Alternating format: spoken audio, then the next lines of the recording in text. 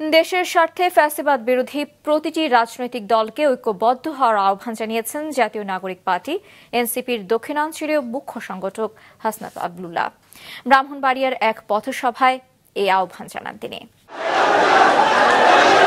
দেশ গড়তে জুলাই পদযাত্রা কর্মসূচির ২৪তম দিনে আজ ব্রাহ্মণবাড়িয়ায় পদযাত্রা ও পথসভা করেছে জাতীয় নাগরিক পার্টি এনসিপি।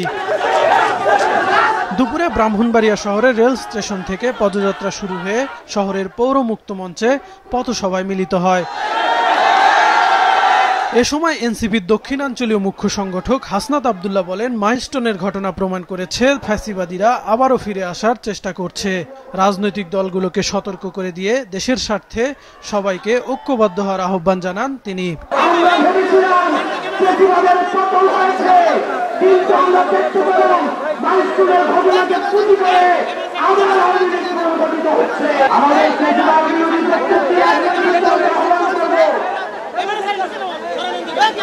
বাংলাদেশের স্বার্থে, আপনার রাজনীতির স্বার্থে, বাংলাদেশের স্বার্থে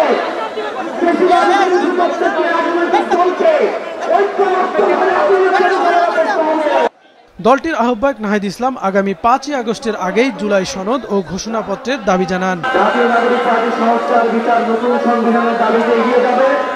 যে সকল রাজনৈতিক দল নিজেদের দলীয় অবস্থান থেকে সরে এসে সংস্কারের ঐক্যমতের পক্ষে কাজ করছেন, সে সকল রাজনৈতিক দলকে ধন্যবাদ জানাচ্ছি। ইনশাআল্লাহ আমরা জুলাই আগস্ট মাসের মধ্যে ৫ই আগস্টের মধ্যে জুলাই সনদ এবং ঘোষণাপত্র আদায় করতে পারবো। মাইলস্টোনের ঘটনার নিরপেক্ষ তদন্ত ও সুষ্ঠু বিচার দাবি করেন এনসিপির নেতারা।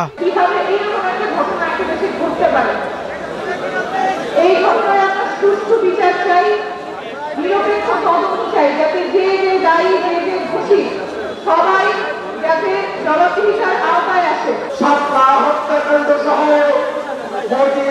হত্যাকাণ্ডে আমাদের যেসব ভাইয়েরা জীবন দিয়েছেন, রাষ্ট্রকে তাদের শহীদের স্বীকৃতি প্রদান করতে হবে।